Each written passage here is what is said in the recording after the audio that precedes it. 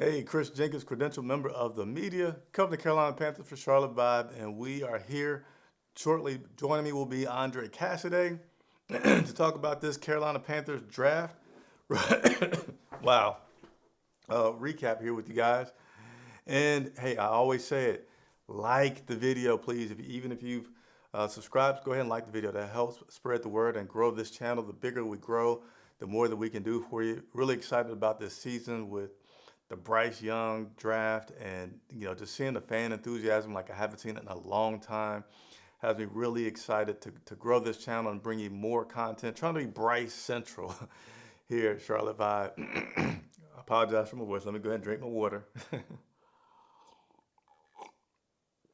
But yeah, like the video, subscribe, and turn on the bell notification so that you can go live with us. And also, starting tonight, we want you all to come on, ask your questions or state your comments, and be a part of the show. Okay, that's the order of business: interactivity, fun, working for you guys, aka man of the people. That's the title that I have, I've earned, and I love. So, without further ado, I'm waiting for my co-host Andre Cassidy to join us, but as he does, I need to give a shout out, a special shout out, because at the end of my videos, I ask people to do a hashtag to let me know that they watched, and I got one. I got to think of a prize or some kind of other big incentive to do in these cases, but let me try to find it really quick. Sorry to have it queued up before I got on. Let me see. Oh man, I don't remember how to quickly go to the comments. All right, so Griffin Nelson 3409. Okay, he watched the full last video because he commented with the hashtag to let me know that he did so. So really appreciate that. Let's see, Griffin Nelson 3409. All right, let's see. We got Panthers Kingdom podcast saying, yo, what's up, Panthers Kingdom podcast? Appreciate you tuning in. Let's see, my man Andre Cassidy seems like he's coming on. Let's see if we can get Andre in on us with us tonight. Let's see. We got the NFL kid. Let's see if I can get the right button.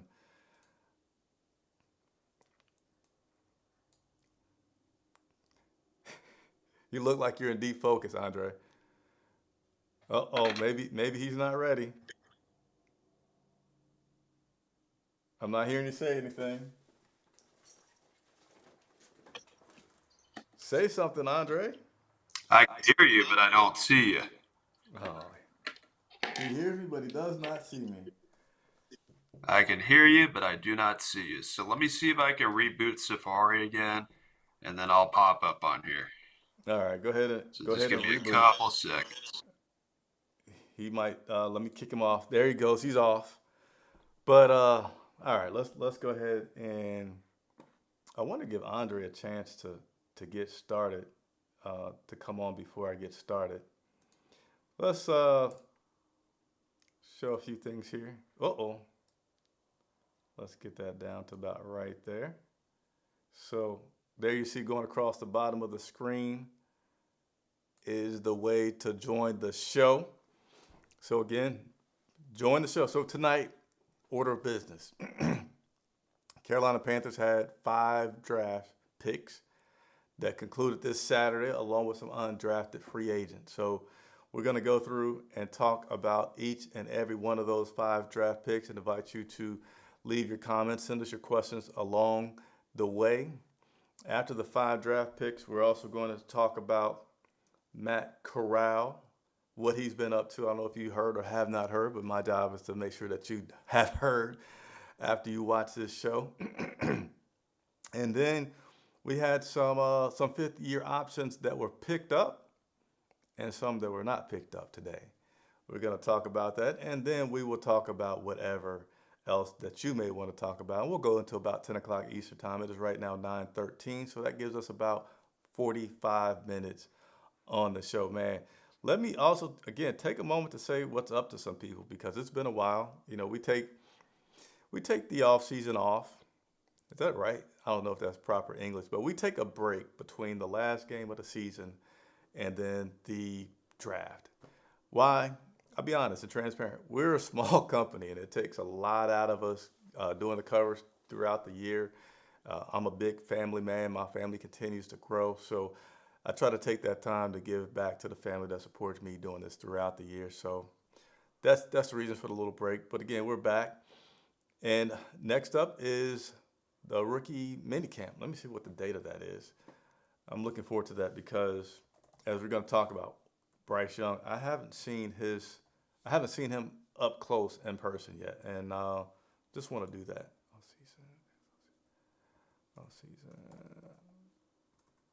I really believe that rookie minicamp is very, very soon. So some important dates. So yeah, we just had the draft, and now we have. Oh man, I'm failing you guys. I did not get the link that I thought I had for the dates. So let me try another link. Give you these dates. As Andre Cassidy attempts to join us once again. Andre, Chris, I can hear you. I can hear you and I can see you. Okay, okay. How's it going, man? The people have been wondering where you. No, I'm not gonna do that to them. It was my fault that we started a little late tonight. I will certainly use Andre in the future as an excuse for something not working or something being late, but I can't do that tonight. Cassidy, it looks But like you're hey, looking I feel down, bad for by letting. the way, camera wise. Oh, there you go. There you go. You got to get used to looking up and I'm not still down. getting used to this, It's all right. It's all right. right? But hey, good to be on with you tonight. I feel bad for letting the people down and the man of the people down, having a little technical difficulties there. But hey, we got it all ironed out and we are ready to go here tonight. So excited to be here with all of you and the Charlotte Vibe fam, too. Hey, man, I like it. I like it. So, all right. So let's keep on going. Hey, we got the ticker going on the bottom of the screen, inviting you guys to join us here on the broadcast. I will also pin the comment for those on YouTube to easily see and come on. So give me a second to do that. Andre, I was trying to find the date for the rookie minicamp that starts. I know it's pretty soon. I don't know if you can help me Isn't to. it this week? No, it is not this week. I want to say it's this week. Oh, it isn't. It's not this week. Hey, I have no plans to be at the hey, stadium this week, so it can't be this week. it's just showing you my excitement for football season already. I want it to be this week, but we still got a ways to go. Yeah, yeah. So as you help me try to find that, let's see. We got Tim Esty saying what's up. Okay, Panthers Kingdom Pocket. I'm gonna say this early.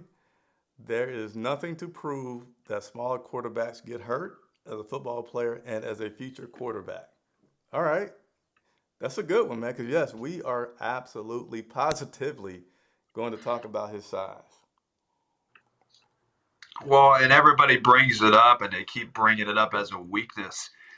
Is there really any other weakness that people in the media or the naysayers, is there anything else rather than his size that you could consider a weakness for You got to with save it, Bryce Young? Andre. Because I haven't You heard got it. to save it. You I got to haven't save heard it. it yet. But you got to save I'm it. just saying. Trey Warren said, "What's going on?" AJ Lindsay, man, I feel like it's been a minute.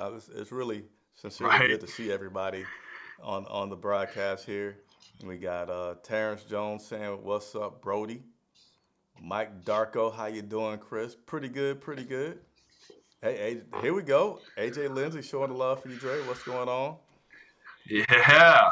One of the regulars on here. Good to see you again, AJ. Hey, look at this one. 10 Tizzy. Oh my goodness. He's back again, and he's Yeah. coming back with even more heat. Yeah. 4'3", 145 pounds. Take your kid to work day. That's a little that's a little bit of an exaggeration there. I guess you saw that picture of him and Brian Burns the other day. That's exactly what I was going to talk about. So we're gonna roll into it, right? I saw it and I had to show it to a coworker today. Like, hey, have you seen this picture? So let me find that really quickly. And all right, I'll let Dre, as I go to find this, I'll let you go ahead and recite what our picks were. Put them up there on the screen for you as well. Yeah, so 5 draft picks this year. Uh, quite few in years past. Typically, you see teams have like 7 or 8, but we only had 5. So the Panthers, they made some moves in terms of some of the draft picks that they made. Of course, they traded up to get Bryce Young, and then they also traded up to get DJ Johnson, who's going to be a guy that we'll be talking about here.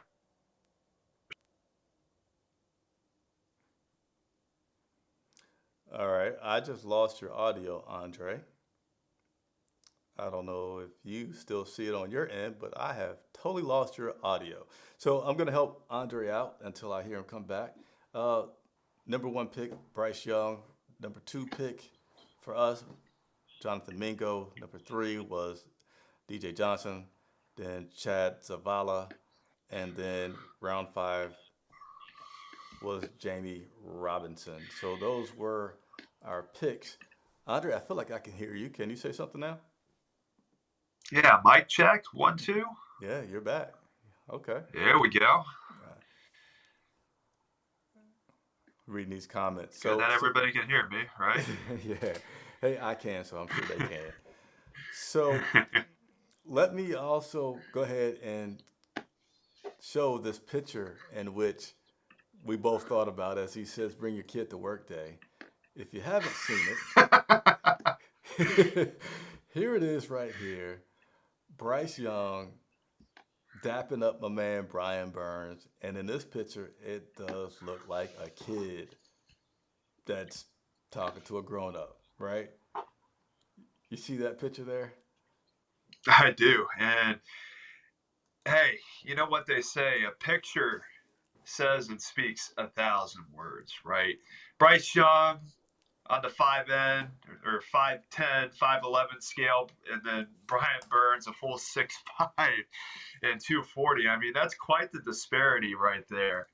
And it's feeding into that narrative that everybody keeps talking about with this guy. I mean, and I bet you it definitely eats at him because, the thing about it with him, like he's been successful everywhere that he has been, like high school, college, and now hopefully in the pros. So, you know, you got to look at it from the Panthers' perspective, and it's like, could we have a better angle than what we just posted? Because that looks really. That doesn't look good for my man Bryce. I mean, it shows you how big Brian Burns is, but of course, you got all these people who are looking at Bryce Young and are like, man, is he Kyler Murray 2.0? Like, what is going on over here? But look at this.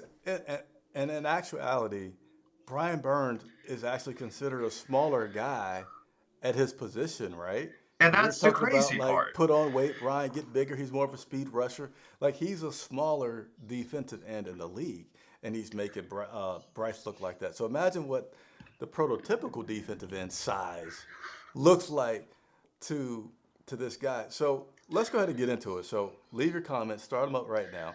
Bryce Young, exceptional quarterback, but is there concern for him at the pro level? So I'll start off first. Andre, you can come in and bash me if you want. That's fine. You're allowed to do so. I'm even going to kick him off the screen. So I haven't done all my Bryce Young research in depth yet. I admit, I always say, and be honest, I'm not a big college football fan, and I get like really inundated with the pro stuff. So I'm starting to get up to date with all of Bryce Young and his abilities. And I mean, so far, everything about Bryce seems very, very good. But if I was to say, do I have concerns on his size? Not like, don't get him, but like, okay, now that we got him, do I have a concern? Yes, I would have a concern on this guy's size because how can you ignore the possibility that this is a violent sport? It's a physical sport. You try to hit guys where they get up slower and slower. And the thing that stands out to me about Bryce, in terms of his size, is that he seems not only smaller in stature in terms of height, but in terms of like thickness, muscularness, uh, whatever you want to call it, he seems like more of a slim guy like myself. And not that he can't make it. I mean, we had, oh man, Robbie Anderson. And I think Robbie Anderson is a pretty tall, thin guy. So, can he make it? Yes, he can make it. But did you not have concerns about Robbie Anderson going over the middle and making a business decision? You can, not you can be, but being a wide receiver that's smaller, I feel like you can maybe make it a little bit easier than you can as a quarterback. Now, it's going to depend on how smart Bryce is as a quarterback. It's going to depend on, just like Tom Brady, much bigger guy, but slow. Quarterbacks, you have to protect yourself.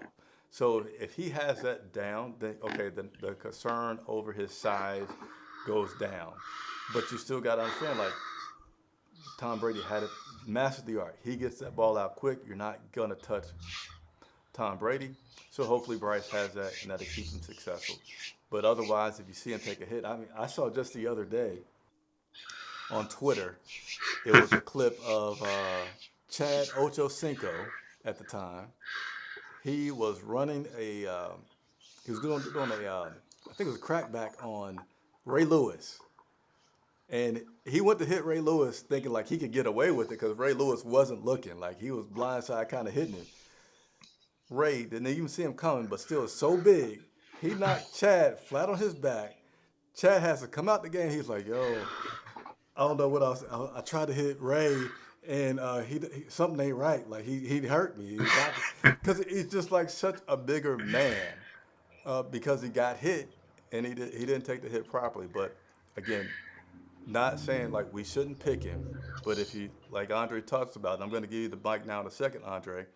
Like yes, if you had to list a concern, it's not to say that he can't make it, but that would be the concern. Is man, he's small in stature. Hopefully he can, be smart about it and take a few hits. That's it. I'm going to bring on Andre to give his spiel about it. Yeah, and so when you look at Bryce Young, it's a concern. Part of the reason why Carolina, drafted him is because You see the picture? they have, yeah, so you still can't get that out of my mind. But but you got to think about it though. Like Carolina has made investments in their offensive line over these past couple of seasons. I just saw it pop up again because I can't help but to think about it right now. But that's besides the point right now. But when you look at it, the investments in the offensive line, it's going to help Bryce Young, right? And they also drafted uh, another offensive lineman in this year's draft. So that's going to help him out in that regard. Obviously, he needs to add some weight and some stature, um, and it's possible, right? Getting in the weight room, getting on a pretty good diet. That's part of the plan, right? You want to see him get at least 200 pounds and then maybe go up from there. It's going to be a gradual process, right? But I always look at the parallels between him and Cam Newton. And what does he have to work with that Cam Newton didn't have to work with in his first couple of years? And Cam didn't have that offensive line. I mean, and part of the reason why, they didn't really invest much in the offensive lines because dude was Superman, 6'5", 250. And at first, the first couple of years, that, can carry a team. But from a longevity perspective, it's not going to hold up. So I think from the way that Carolina is handling it now, they have a system in place where, they understand that they have an undersized quarterback that's going to be under center for them. But they have made investments over these past 2 seasons to bolster the offensive line and give him the best opportunity to succeed, despite the fact that he may be a little slim in stature. Yeah, and again, the size thing is not to say like if you ask me just to pick the one concern, it's not saying I think his size is going to make him a bad quarterback. I think his size means he can't throw the ball. I think his size means he can't read defense. It's not that. It's not that at all. It's only from a concern of if he's not smart with protecting himself. Now, Well, and it's a longevity thing too when you think about it.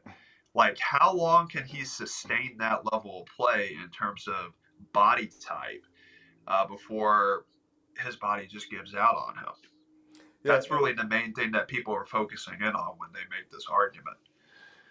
and so here's where I have confidence in Bryce. Again, footnote: I haven't watched hours and hours of film yet on Bryce, but what I'm hearing about is how smart he is, how next level thinking he is, how accurate he is with his passing. So, with that being said, if he is able to continue to use that brilliance to know, as he's back there operating, be smart, have great pocket awareness, know when pressure's coming. Again, just like Tom Brady, you feel that pressure coming, duck down. Like, no, I don't have concerns over him like being bumped into people and just falling, but it's just through playing the game, there's quarterbacks that will typically, oh, he didn't see that guy coming from his blind side and got racked. Okay, they can get up. And you just have concern about if Bryce gets himself in the position where he doesn't see something coming and he takes the hit. That's it. But small guys can play. There's talk about P.J. Walker, Russell Wilson. Those. It's not saying that because he's small he can't play. It's just when the accident happens, what will the recovery look like? And accidents do happen. And that's why you have to have a good insurance policy. And Carolina's is their offensive line. And they know that because they've put time and effort to rebuild that over the past couple of seasons to get to this point where they are right now and drafting a star franchise quarterback. Yeah. Let me touch on some of these comments that are coming through. Got to put this one up here. My man Felix Graham, military guy. So thank you I for your saw service. this. Yeah. He had told me the other day that he had lost his leg and that he was getting his leg on today. And so he says he Wow. picked it up. Shiny black carbon fiber and titanium, making it easier to watch you and Andre and chill. So with my knowledge, I used to love mountain biking, so I know that those materials that you're talking about are lightweight and strong. So yeah, you can probably kick somebody pretty good, right? If you wanted to. I would say so, yeah. Can I make that joke, Felix? But hey, I sincerely appreciate, as Andre has me saying, the Charlotte Vibe family, and you tuning on and letting us know that you're okay. That's great to hear. Appreciate the love, Felix. I just lost a comment that I had wanted to put, so I'm sorry. I didn't mean to delete it. Hopefully, I did not ban somebody. I don't even. That is not man of the people activity right there, Chris. You can't be banning people in the off season. I hit a button and it went away, and I don't know what I could have hit. But anyway, man, I hope I didn't ban somebody. Oh, what am I doing? Oh, all right, I know what I did. Okay, so no, I did not ban them. I think let me just try to get through this. Sorry. So I was afraid I banned the guy, and I don't want to do that. So Tim Essie's always a concern for rookies, especially one of his stature. He will be all right. So yeah, it's just a concern. It's not saying this is why he's not going to be good, because that's at least not how I'm referring to it when I talk about his size. Go ahead, Andre. Yeah, and so, like, when you look at Kyler Murray last year, they had a down year. The Arizona Cardinals did. And everybody wants to point to, like, Kyler Murray and uses his name as, like, a disadvantage or, like, a slight, in terms of, the undersized quarterback. Do people forget that he was a number 1 overall pick, and he actually was pretty successful for the first couple of years of his career? I mean, he had a down year last year. Yeah, there was a lot of turbulence with that franchise. But people are making it seem like he's a bum, and they're kind of comparing Bryce Young to Kyler Murray as no Kyler Murray. Like, they're saying that he's a bum, and I'm like, he's the best thing that's happened to that franchise in years. So you can't just say, in a negative light, say that Kyler Murray is just some guy, when you talk about the size thing, I mean, the dude's a pretty electric player, and he's going to open some doors too for other quarterbacks, just like Bryce Young. I feel like here in a not too distant future, where you're going to have shorter guys feel like that they can be capable of playing in the NFL, and size isn't like a prerequisite for them. So doors are going to be open because of guys like Bryce Young, guys like Kyler Murray. I mean, you look at the OG Drew Brees, that's another guy who really opened the doors for other quarterbacks to be able to be successful and follow their blueprint. I'm just for those who may have found it difficult, I have just pinned in the comments the link for you to come on the show and express your comments or ask us any questions. So please feel free to do that. And I'm going to report back to you all once I get a chance to see Bryce Young up close myself. Again, not to say, hey, this is not why he's going to make it, but just to give perspective. And I think that you should, if you're a fair fan, you should have a little bit of concern, like, oh, I hope he's smart about protecting himself. I have seen Kyler Murray when we played them in the locker room, and I remember thinking, like, geez, he's pretty short. I don't think he's 5'10" or whatever they listed. He does not look 5'10" at all. I mean, he is a short dude. Yeah, 5'10". He's pretty short. But this is what I will give you about Kyler Murray that would make me feel a little bit better about his durability. He's muscular. He's got some stockiness to him by far. Same thing with Russell Wilson. Now Russell Wilson isn't as muscular as Kyler Murray is, but he still has some stockiness to him. I don't see that in Kyler. I'm sorry, in Bryce Young. But nevertheless, let's go through a few other comments. I think we've talked about that enough. People who don't know the game really don't need to say much about the quarterback size. But you got to mention it, because what did we talk about last year with Baker Mayfield 50 million times? Batted balls. Facts. Right? That's facts right there. So yeah. That's not to say that you can't make it, but there's problems that can certainly happen because of that. And that's just a matter of, yeah, you can still be a quarterback and be shorter, but you got to be even better at finding your lanes. You got to be even better. And that question, mm-hmm. that question did get brought up in the press conferences that they had before the draft with Scott Fitter. I don't remember who the reporter was, but somebody did bring up the whole situation with the batted balls, like with Baker Mayfield. Like, is that going to be a concern with Bryce Young if he were to be drafted here? And he had a pretty, standard answer. But when he answered that question, he was very adamant in his defense for Bryce Young. It's like somebody within that war room that they have of all the people like inside of that room debating that, and somebody ruffled some feathers, Scott Fitter's feathers, when somebody brought it up, and he was pretty adamant in what he was saying, and he gave some pretty specific answers in regards to that question. But it is a fair point, because that was the issue that we had last year to start the season with Baker Mayfield. Like, the amount of times that he had his passes batted down, it was a startling amount for a guy his size. And for somebody who's even shorter than Baker Mayfield, it is a question that does need to get brought up. Yeah, he just has to be smart. As long as he's smart. And, here's the thing, right? Everybody has an ideal thing that they want to be in life, to do some skill set. And when you don't have the ideal, then you have to work harder and be smarter than the other people. So Bryce has basically shown that he has been smarter and worked harder than the other quarterbacks. So he's able to be super great and overcome what could be a disadvantage for him. So that's why I would say I do have confidence that Bryce will be okay, because he probably didn't make it this far just being not smart. So the same thing with the batted balls. It's just a matter of knowing your defense, knowing what guys you're up against, how they play when you're doing things, knowing your throwing lane, knowing what routes your quarterbacks are running to the T, having that timing down to the T. And Frank Reich said, like, this guy is so good, so accurate, so smart. He's like a point guard. And we don't have to have the best wide receivers on the planet to succeed with him, because he knows how to get them the ball. So I have confidence because of that. Let me go through a few more. Then we got to talk about these other guys. Actually, let me read one more stat. Bryce doesn't seem to be run happy, which again goes to say this concern may become a thing in the rearview mirror shortly. His last season at Alabama, he had 49 rushes for 185 yards. That's not a lot.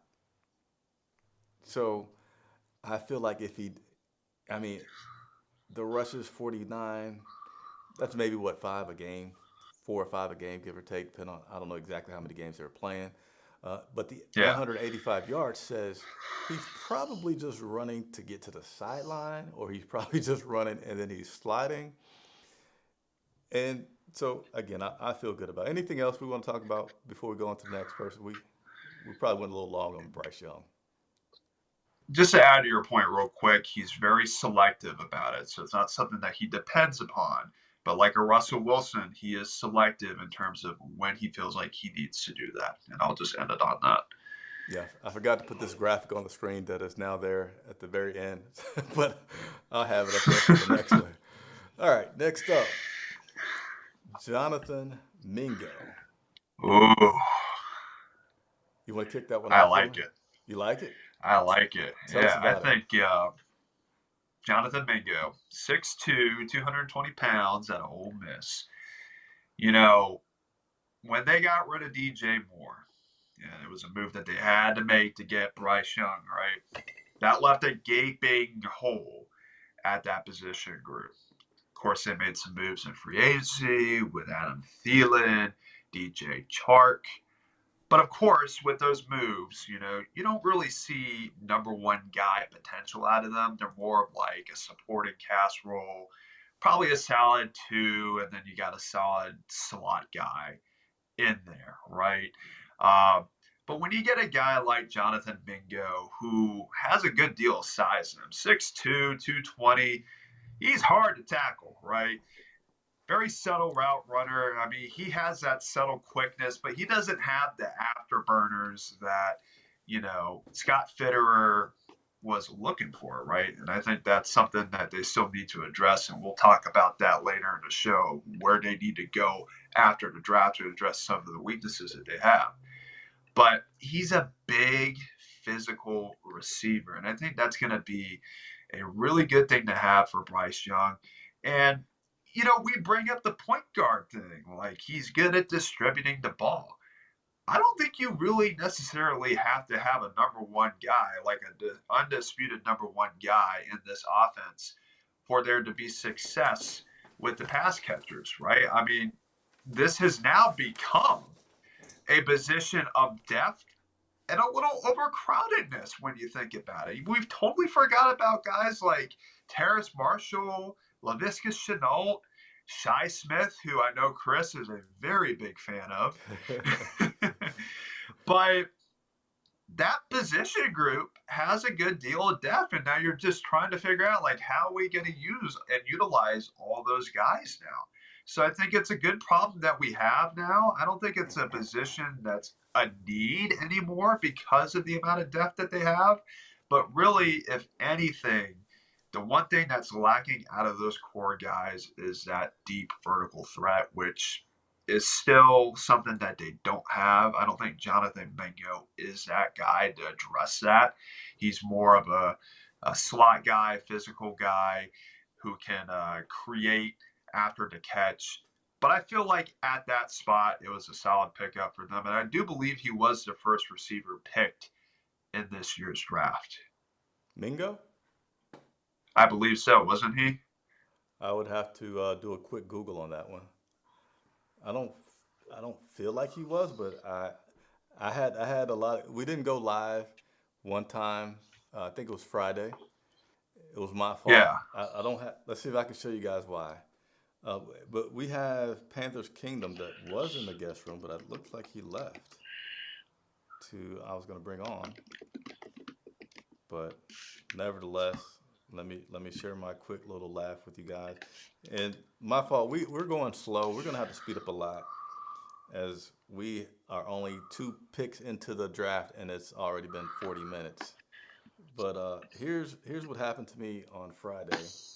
So Oh no. that's why I couldn't go live on Friday.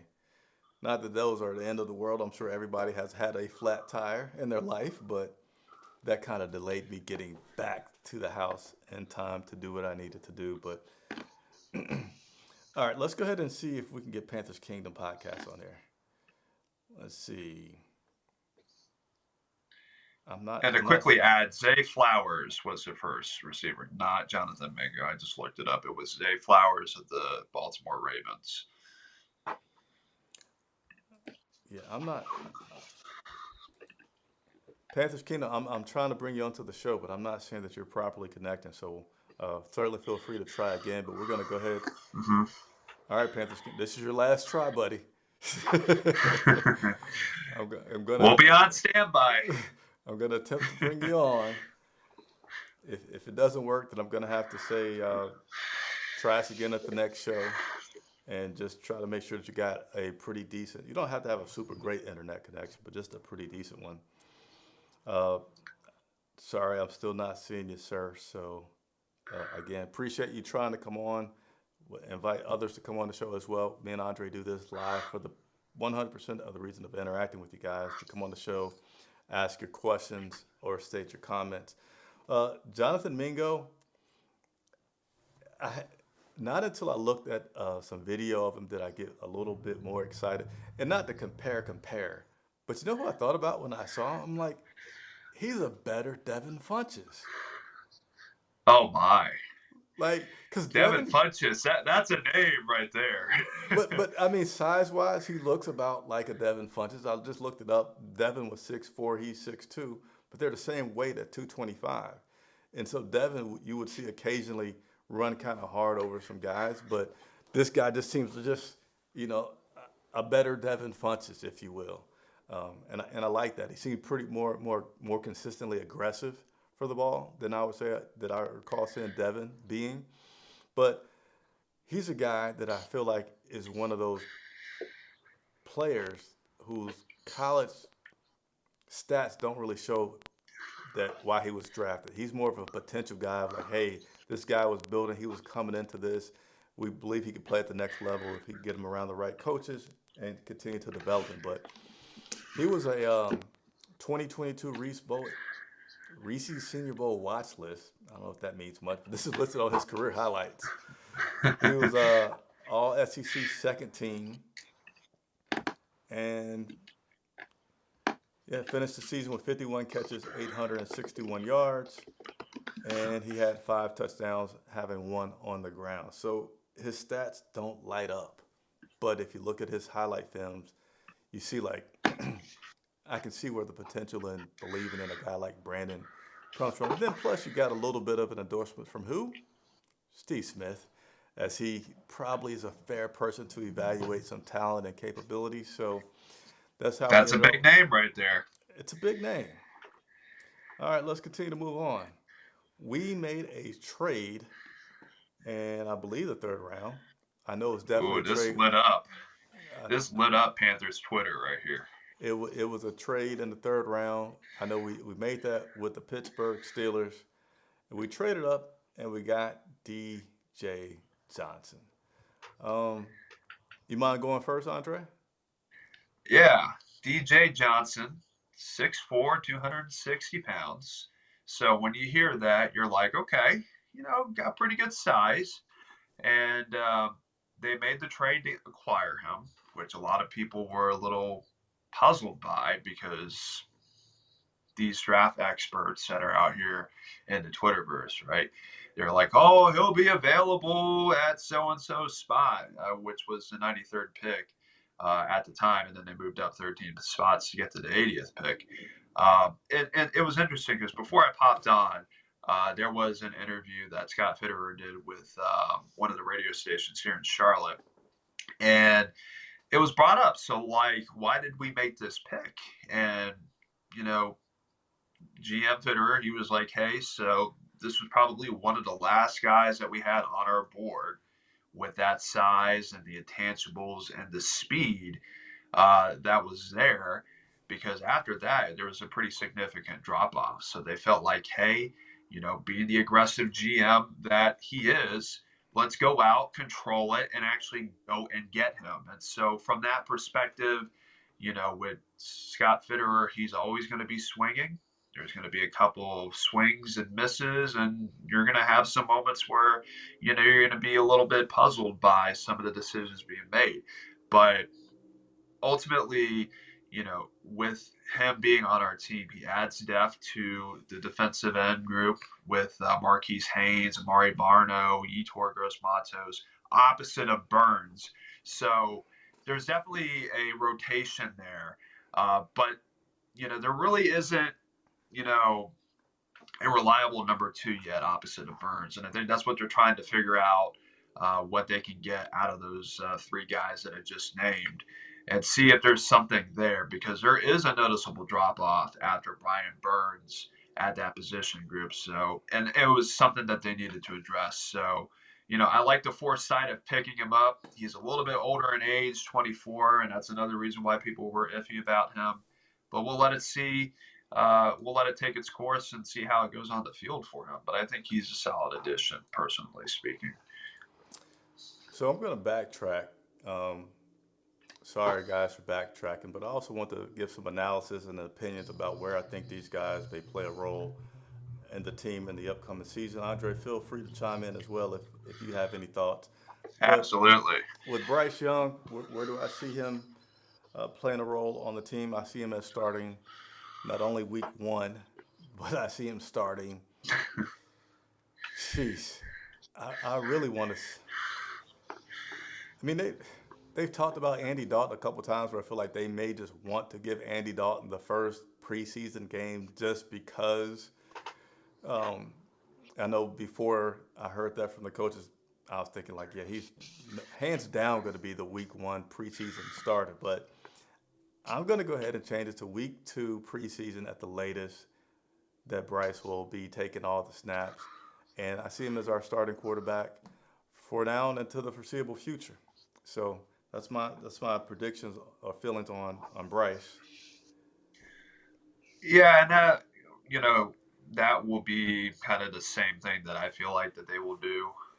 They'll probably say to start out, it's going to be Andy Dalton like in the preseason, but again, it's going to be a gradual thing where Bryce Young will get increased snaps, and by at least the end of the second preseason game, they'll have an idea as who they'll have as their starting quarterback, which I would imagine it would be Bryce Young to start out week one. Yeah, and then to backtrack on the wide receivers, which we do have a ton of, and We do. they're not top end talent yet, but I feel like they're pretty respectable. And then you combine them with the point guard, the accuracy of Bryce Young, and I feel like you can certainly have some productivity that is respectable to do some damage this year. Those wide receivers, quickly the list, you got Jonathan Mingo now, Terrace Marshall Jr., Derek Wright, Preston Williams, DJ Chark, LaVisca Chenault, who we might see catch balls maybe more than 10 yards down the field in the second season with the team. That would be good to see. And then you got Demir Bird. So I know you touched on Andre about Oh that wow, I earlier. forgot about Demir Bird. Yeah. So Demir Totally Bird, forgot about him. he's a guy that would be that deep threat. And speaking of guys without height, short guy, right? Demir Bird is Right? not a tall guy, but still he has a little bit of size on him. We're not gonna talk about size the whole video, I promise. But you got Demir Bird as well in that wide receiver group. Adam Thielen, Shi Smith, C.J. Saunders, and Josh Van. So that's a good mixture, guys. But with Jonathan Mingo, where do I see him? This is just as of right now. I'll continue to update as I see things and things progress. But I see him as a number two guy. I don't see him as a starter. I see him as a guy that could get some time. I kind of feel like right now you might have Marshall as a starter. You could have Thielen as a starter. And yeah, I don't. It's a little. I don't know. I don't see him yet, Mingo, as a starter. I see him as a number two in one of those positions. You got any thoughts on that? Yeah, I think with him, it's going to be more of a gradual thing because you just listed all those receivers. And I totally forgot about Demir Bird. It just shows you how deep this position group is now. So you're probably going to see a situation where you're going to have your veterans and your more experienced receivers start out the season. And as things progress, you may start to see Mingo get some more snaps as he continues to make his way, make an impression in practice, do all the good things, behind the scenes and off the field to get some more playing time. But it's going to be interesting for him because he's going to have some competition. I mean, there's no doubt about it. And it's going to bring the best out of him, I feel like. Whatever it may be, competition is always the best in terms of getting the best out of whomever it may be. So with him, I feel like it's more gradual and he'll get some more snaps as the season progresses. Yeah, and I need to touch on some comments here because I've been neglecting the people, and the man of the people cannot neglect the people. So let me bring some attention back to Haven One, who Yeah. says the offensive line will be the backbone of this team. 3 or 4 years ago, Bryce wouldn't stand a chance, but our O line are becoming top tier in the league. Yeah, they I set him mean, up pretty well. Cam Newton could have stand a chance, and the dude was 250 pounds. So that tells you something right there. From where we were to where we are now, it's a marked improvement with that offensive line group. All right, and I got to read this because I think he was trying to come online. So since he could not, I will go back to the Bryce Young size. He says, I've been body slammed by a 200-pound, 5'11 huge dude, and I was 5'7 at the time. Uh, I'm not going to say that he can't take a hit because for your comment here, Panthers Kingdom, I would say, well, how old were you? How much did you weigh? Yeah, 200 pounds isn't really that big. 250, 300. I mean, those are the guys that you're playing against in the NFL. And if you see the combine, you'll see nowadays it's not unusual to have a lineman that can run under a 5 second 40-yard dash. Not all of them, but you got them out there. And then the other thing is, these guys in the NFL, I don't know if you bumped into them any time or not, but they typically have some muscles that are like on every inch of their body. So And some 200 padding pounds, as well. yeah, and some padding, but a guy that's 200 pounds, maybe 10% body fat versus a guy that's 200 pounds and he's maybe 5%, it's a different kind of hit. Again, he can. It's not to say that first hit he's gonna be out of there. It's just the concern of it happening. But I Over appreciate you, and man. over and over again. That's the Appreciate you. thing with it. Yeah. As long as he's smart about it, as long as he's smart about it, he can certainly make it. And his size does not define his skill level capability by any means. All right. Moving through a few more comments because I want to make sure I don't forget you guys.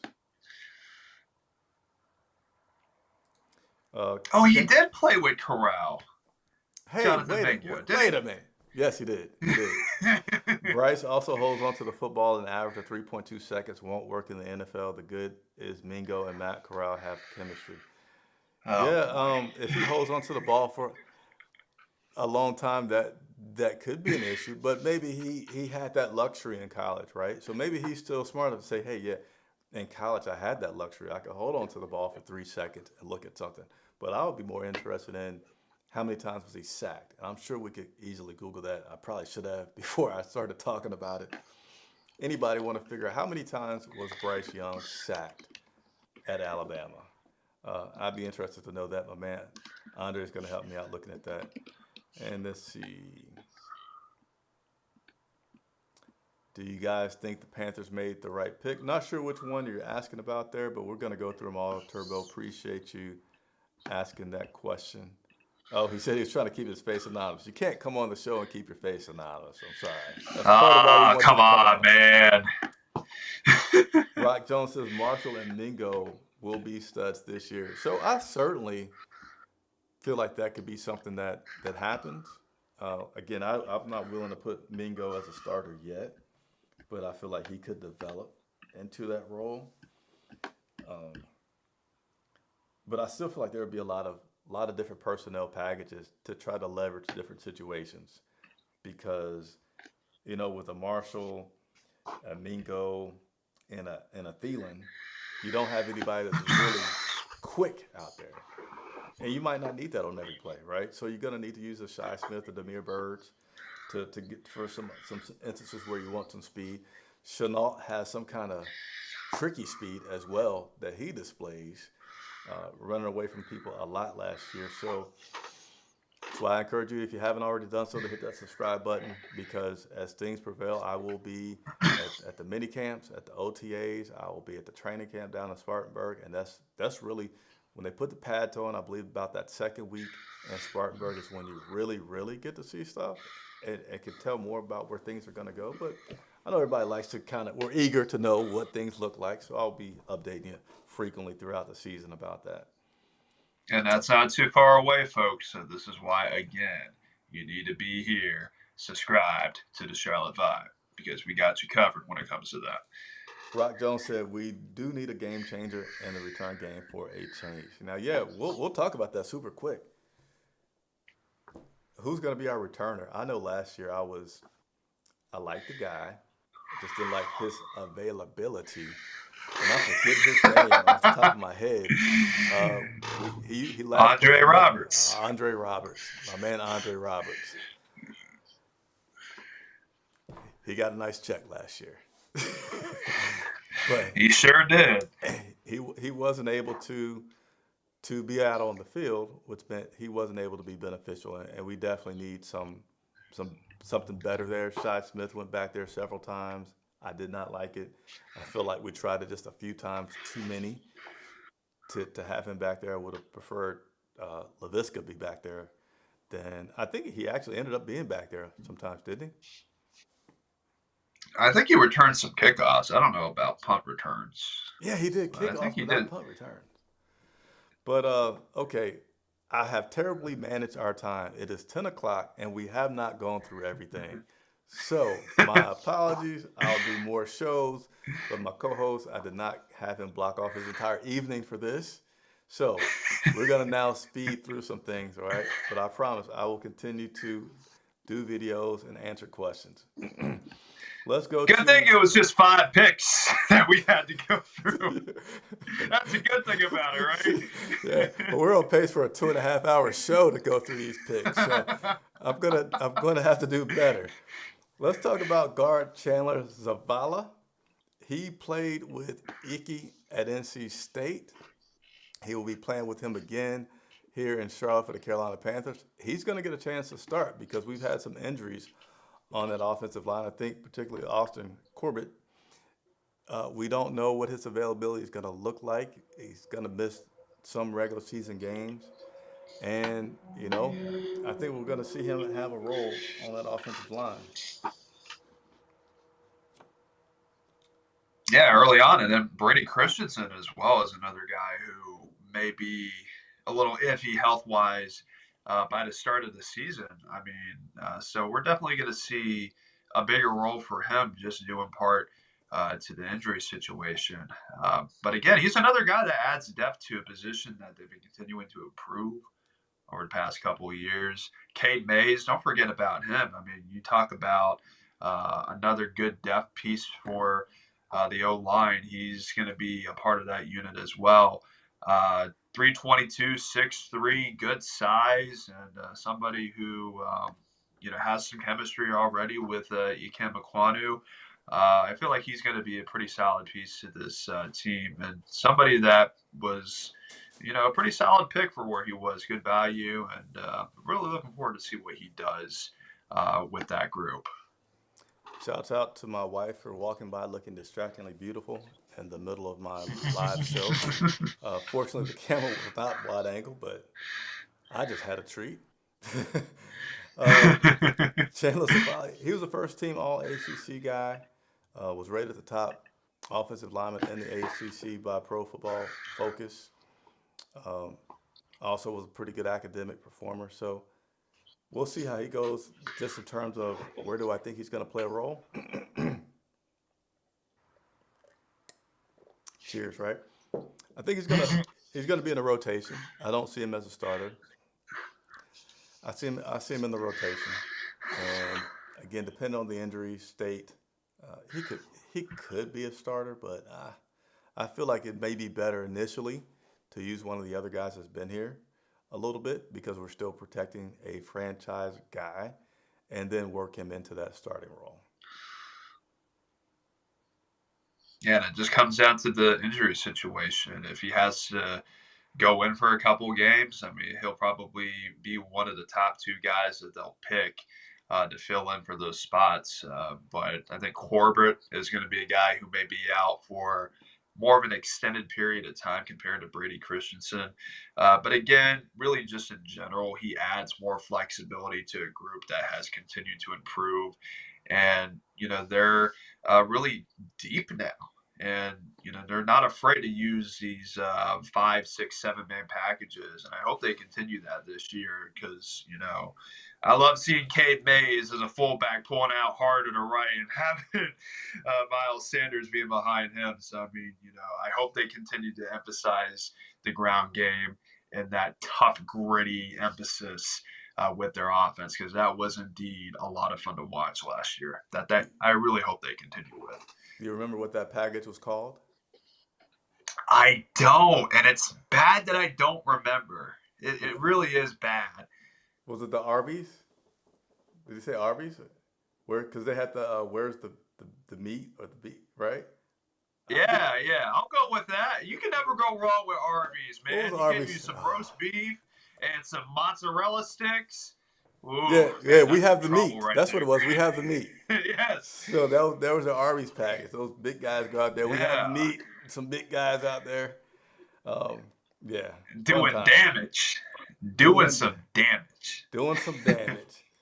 Lastly, we have safety Jamie Robinson, and And who'd you compare him to, Chris? I compared to I don't who did I compare Jamie to? I don't It's remember. either didn't you say Captain Munnerlin, or did I see that on Twitter? Nah, I think you saw that. I think I saw it on Yeah. Twitter. What's the I could have sworn. Nah. I could have sworn you said that, but I guess I'm losing my mind. I don't know. Hey, what I said about Jamie is I don't know how well he can play. Again, Chris Jenkins, complete transparency. I have not watched hours and hours of film for these guys for college. But man, his energy, I say he fits a secondary guy's energy to the T. Because he just talked about like you could just tell he was so excited that he's here, that he got drafted. He's admitted that he has a big chip on his shoulder for going so late. I mean, he reminded me of Cam Newton. He was like, I forget the number, but he said let's see, I could probably tell you what the number was. He got drafted 100. He probably said there's not 143 guys that are better than me because he got drafted 144th, 145th, right? So he was like, there's not 140 something guys that are better than me. And he just talked about this dog that he has in him and how he's ready to just show out because of all that not being picked. The guy, he's like confident, but also like, I don't know, humble at the same time because he also shared that he cried when he wasn't drafted on Friday. He was emotional that he was upset that he wasn't drafted on Friday. Finally got drafted late Saturday afternoon. He's going to be at the Carolina Panthers. He just talked about being a dog and how hard he's going to play and what he's going to give to this team because he's appreciative of the opportunity and he looked forward to making everybody else regret that they picked him later on in the draft. And something I didn't say, but now we'll continue. You got any Jonathan? You got any Sammy comments? I'm sorry. I'm making up names. You got any Jamie Robinson comments? Uh-oh, your mic just went out on us here, Mr. Andre Cassidy. But I don't see Jamie Robinson being a starter for this team. Certainly see him as a contributor, possibly in some nickel packages for the team. But certainly we'll wait to see how he works out. And I'll tell you, Andre, when I'm hearing some audio from you, but currently I'm not hearing any audio from my man Andre. So I guess he just likes to step out on me sometimes. He said, "Hey Chris, my time was till 10. It's 10:08. I'm out of here. You got to finish the show on your own." So we'll continue to move on. But again, those were the picks. Put it back up here on the screen for you momentarily. The picks the Carolina Panthers had were Bryce, Mingo, Johnson, Savala, Robinson. From those, I see Bryce being a starter. I see Mingo, very much competing. And then I see um, Chandler possibly having another role, a chance to really compete for a starter. And I see DJ Johnson and Jamie Robinson as guys that are coming off the bench. I'm thinking I'm hearing you, Andre. Yeah, I got rudely interrupted. Computer just crashed on me. Not a good situation there. But yeah, Ooh. and I hope he can play some corner. I don't know if that's something that's in his repertoire because that is still something that I feel like the team needs to address is a corner situation. Of course, we're going to get Dante Jackson back, and then they'll probably have either him or Henderson move into the slot. But I don't know. It's a little unnerving that they didn't draft somebody dedicated to play corner opposite of J.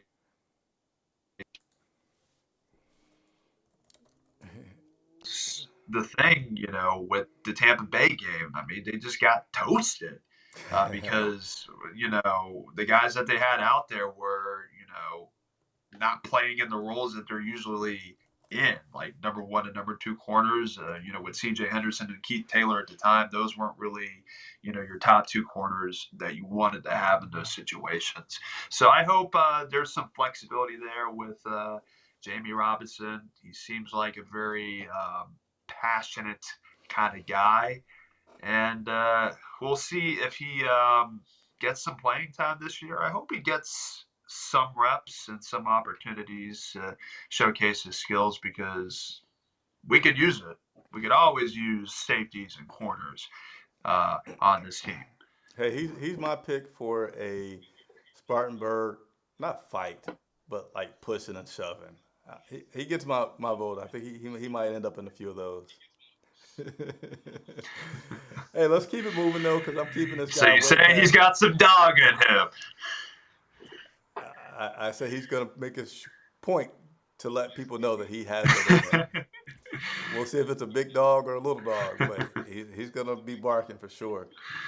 All right, so you talked about a name, Oh yeah. which lets me go to my next headline of C.J. Henderson. So today, the Carolina Panthers picked up a fifth-year option and declined a fifth-year option. So the fifth-year option they picked up was on lineman Derek Brown. He's going to get a nice little paycheck. He's going to get $11.6 million this year. And C.J. Henderson was not picked up. They got C.J. Henderson in a trade from Jacksonville. Had some ups, had some downs. So I feel like it's not too surprising that they did that. And I'm pretty sure the conversation was something like, "Hey, CJ, we need you to prove it on the field this year.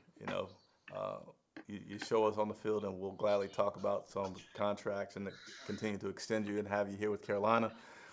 We want you here. We want to see what you got, but it's like a prove it year for him." Oh yeah, and that's going to reignite the fire that he has with him.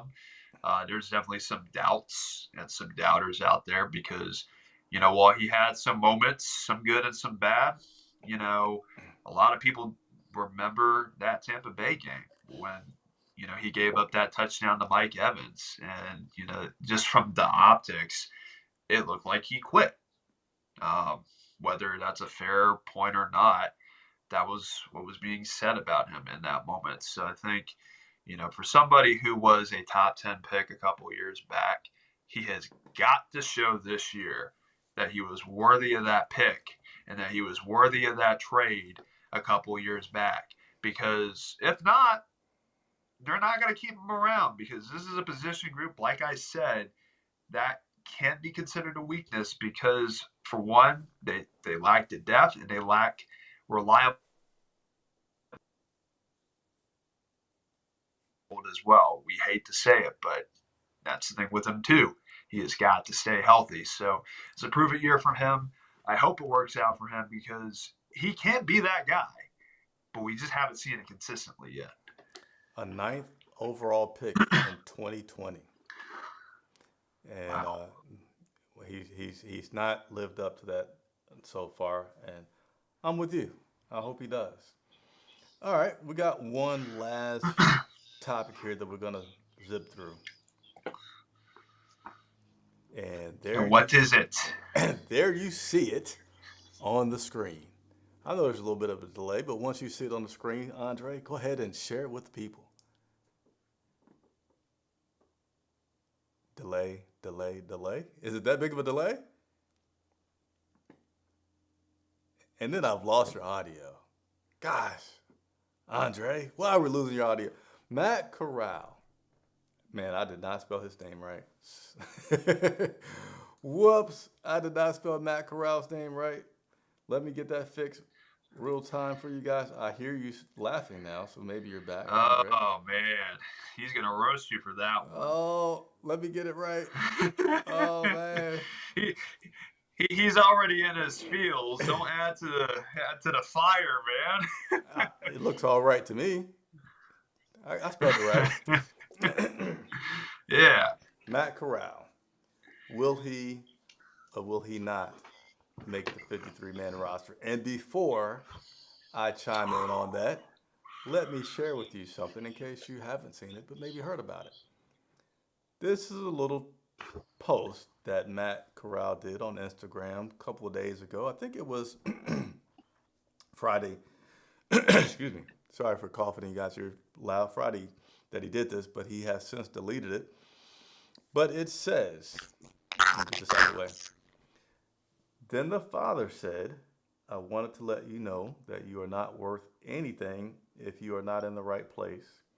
If you are not if you are not appreciated, do not be angry. That means you are in the wrong place. Don't stay in a place where no one sees your value. So that was posted and then taken down by one Matt Corral. And just to sum it up, it's a little bit of a scripture referencing, saying, make sure you're in the right place. And maybe Matt Corral is not thinking that he's in the right place. Frank Wright commented on that when a question about or told about that, and kind of said, hey guys, it could be emotional, expect it. And you do, right? But you more so expect it to be kept behind closed doors than being voiced because, I mean, you're still a rookie. You didn't play any games. But anyway, so those were his post. Do you think that he makes the 53-man roster? I'm going to look at my cheat sheet. I feel like he makes it. I feel like he makes it because you're going to have 3 quarterbacks, right? If there's not a team that knows, hey, keep 3 quarterbacks, it should be the Carolina Panthers because last year we went through a million of them. And you could try to put him on the practice squad. But if you put him on the practice squad, to me, you might as well release the guy because you put him on the practice squad and anybody can take him. But when you take, and I'm sorry, I'm thinking about this out loud now. You take him, you have to sign him to your 53-man roster. I don't know. I'm going to stick with my initial thought of they keep Matt Corral on the 53-man roster. You're going to have Bryce starting. You're going to have Andy Dalton backing him up. And then you're going to have Matt as insurance if something happens. So, Andre, I don't know if your audio is working because I hear you dead quiet right now. But if you want to go ahead and respond. Can you hear me? Yeah. All right, cool. I thought about this over these past couple of days. And, when you look at this situation, when they brought in Andy Dalton, I feel like he kind of felt that if he wanted to have a role on this team, he would at least be a backup, where he could be a starter elsewhere. And I do feel like he does have the potential to be a starter elsewhere, and he probably feels that way too. But when Andy Dalton was added to the picture, he felt like he was left out. And I think that's the feeling that he has. And, it's unfortunate because he never really got an opportunity last year due to the injury. And whether you blame Matt Rule or whether you blame outside circumstances, whatever it may be, he never truly got that opportunity. So, I could see his frustration and I can see where he's coming from in that regard. But you got to give him a chance, and he's got to give himself a chance to be in whatever role it may be. I mean, you got to go after things in the NFL. Nothing is ever given. You have to earn it. And I think that's something that he has to realize and he has to take into account. He thinks he's a starter, and he has the potential to be one, but you have to earn what you get. And he needs to realize that. Or there could be other options for him down the road. Did you say he makes a 53, or will it be a practice squad guy? I say he makes the 53 if he doesn't get traded. If he doesn't get traded. So how much of a possibility do you feel like there's a trade for him? I think they're looking into it. I mean, but I think it's a 60-40 that he stays. I mean, I don't see at this point now why they would trade him. I felt like if they would have traded him, it would have been during the draft. But I think it's somebody personally, you keep because you always need to have quarterbacks. And you just said it last year. It was a revolving door at that position. And you just got to be prepared. He's an insurance policy, and you need to have some insurance at that position. Yeah, trading him, and then who do you have? Jacob Eason as your third quarterback, and in terms of trading him, I don't. To me, that doesn't even start to become a possibility unless he has a really good preseason, like really good preseason where we having conversations like, well, we didn't see this coming, but should Matt Corral be a starting quarterback, right? So like if he has like, and of course that, I mean, he'd have to play like lights out, not in one game, but every single game he would have to play lights out, where you would go to consider, start having conversations about, well, maybe we don't need Andy Dalton. Maybe Andy Dalton's going to be just the third quarterback, and it'll be Matt and Bryce. So unless he does that to build up his value, I feel like, well, I forget which quarterback he was last year when we got him. I know we got him in the third round, but I want to say, I know he wasn't the first quarterback and he wasn't the second quarterback that was taken last year. That tells me, well, there's not a ton of interest out there for him. And then this year we had what, four? Well, I don't know the overall number of quarterbacks that we had, but you got all these quarterbacks that were drafted this year that I would presume that you would put ahead of him. And so, yeah, I don't get excited if I'm outside of Carolina. I don't get excited about a Matt Corral until I've seen him do something. Because now I'm thinking about injuries. He got injured in college, and then he got injured. I think it was his senior year he got injured, right? In the third game against the Patriots. Yeah, missed some time. No. In college when he got injured. I forget exactly when Matt got injured in college, but I know he missed some time with injuries in Yeah. college. And then last year he missed the whole season with an injury. So where does he have value where you say, I want to give up something to get this guy? Me, if I'm kind of wanting Matt Corral, I probably already got my team set, but I'm like, hey, he wouldn't be a bad depth add to my team. I'm just going to be waiting for him to get released or put on the practice squad and not have to give up any assets to get this guy.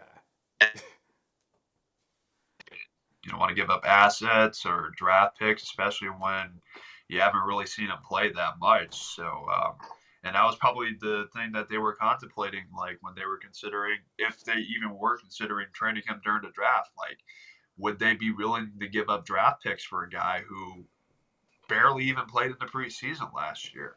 Yeah, he has a ton of potential, and there's something there, I think. But there isn't anything tangibly produced that he has done yet, and I think that's what hurts his value. And he's going to have to show it here because if he's already feeling antsy like this and he hasn't really played in a full season, that's a little concerning for me. But again, on the field. Now, I will say this, all right? So, because you guys are big fans, I paid a lot of attention to Matt Corral last year, even though he was not on the field. And he was frustrated with everything that was happening. But so I see it on his side of being frustrated. But if you had the injury that he had and you had to be placed on IR, there's not a whole lot that they could do, right? You're not going to come in week 12 and be activated if you've been missed the whole season. So I think that's just his competitiveness, his frustration with being drafted, with having high hopes, with everybody being in love with his mechanics as a quarterback, that he's wanting the opportunity and maybe just got his feelings hurt. And, the leader's like, oh man, I need to relax a little bit. That's a little bit of insight for you guys from me being in the locker room and just my inferences from what I've seen and what I'm guessing about him. That he's just a competitor and just kind of had one of those moments. He's still young, right? He's young and he's on the football team and you can pick up your phone these days, these kids, and now the whole world knows versus 10, 15 years ago, he didn't have that ability to have the stage. So that's my personal take on The what power, happened there. yeah, Yeah, but I mean, the and I power. feel yeah, but I feel pretty convicted that he was frustrated, but it was one of those things like, what can you do, Matt? You got hurt. You're a rookie. You hadn't played. These other guys have played. They have experience. We're trying to, we had a chance to make the playoffs last year. So PJ Walker and the whole carousel, those guys knew the playbook. They had experience. Again, it wasn't like the Josh Norman. And I said the Norman in a situation that you could say, oh, okay, let's activate this guy who hasn't played all year because Josh Norman had a track record. Josh Norman was a previous Pro Bowler, so you could pull him in the season late and hope for some contributions. Same thing with the guy that I didn't like, Andre Roberts. He hadn't played all last year. He was hurt. Deep into the season, late in the season, we did bring Andre Roberts back and activate him so he was on the roster. But Andre Roberts, again, veteran of, I know, 10 plus years in the NFL. Uh, Pro Bowler several times in the NFL at his position. So yeah, you'll roll the dice, bring him back, but you don't do that with the Matt Corral. So I just feel like, hey Matt, just be a little patient. You may not have the career that you wanted in Carolina, but it still can be something that you're good at, and then can lead you to someplace else. I feel like I'm talking directly to Matt, so let me stop. But hey, to all the Matt Corral people, this is some good Matt Corral content because, man, last year, the amount of times that we got questions about this guy, I mean, he had to be one of the more interesting Carolina Panther players that we have had. That wasn't even on the field. I mean, it's insane how much people were intrigued by this guy. And, it was worth the level of interest because, I mean, he had a pretty solid college career. And now, I don't personally think he was the replacement, but he was an option, and you want to have options. But he was definitely an intriguing player up to this point. Hey, I think Andre, it was just about how desperate we were, right? We're still Yep. desperate. That's why we're so excited now. Get us somebody back there to give us a chance. So let's see Matt. Let's go ahead and close on these comments here. Dom34 says we need three QBs, most teams. So I think he's just saying we need three quarterbacks. Joy, I screw up his name when I haven't said it in a while. So Joey says he hope he stays. He want to see him given a fair chance. And then Dom34 again, Andre, you froze. I hope you're still there. But it says, what is it with Matt Corral having lights out play to start if many other guys are in similar positions who don't start? Man, I think my guy Andre is out. But he would have to play lights out to start because you got a number one pick, and that's a lot of vested investment. That's a big investment. So you don't pick somebody number one. He's going to get a huge contract because of it. You give him all the fanfare of being your franchise quarterback, and then you say, I'm going to sit him on the bench. I'm not going to give him the chance to develop. So to develop as a young quarterback in this league, more than any position, you got to get reps. So who are you going to, if you had to make a decision, I got a number one pick that's going to get all this money. I got a third round mid pick that I have, and they need experience. Who am I going to give all the first team reps to develop first? I would go with the shiny new first round, number one overall pick as that guy. Hit the subscribe button if you haven't already done so. Please, thank you for watching so far in this show. I'm going to let Andre think of the hashtag to tell you guys to leave in the comments if you have made it this far. But Andre just went off, so I'm going to give him a second to come back on.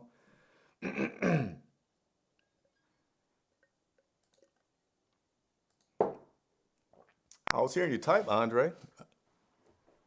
Are you not hearing me?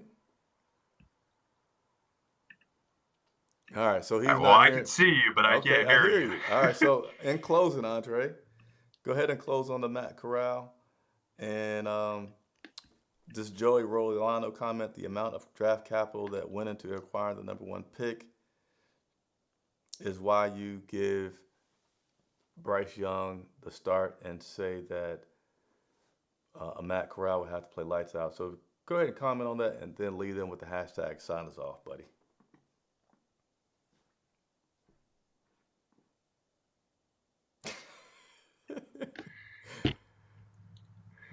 I can see you, but I can't hear you. But I guess we're wrapping it up now. Yeah, so pardon my technical difficulties on my end. I think my computer is still in off-season mode, but we're making it happen. We're making it work. But again, to everybody who was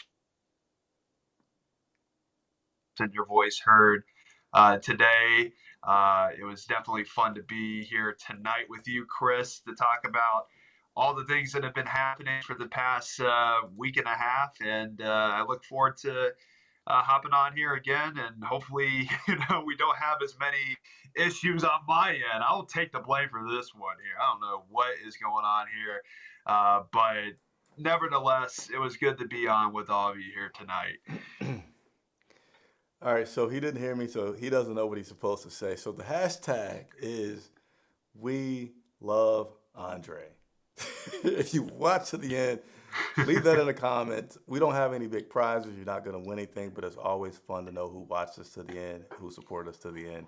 And that's it. So for Andre Cassidy, I'm Chris Jenkins for Charlotte Vibe. We'll see you shortly.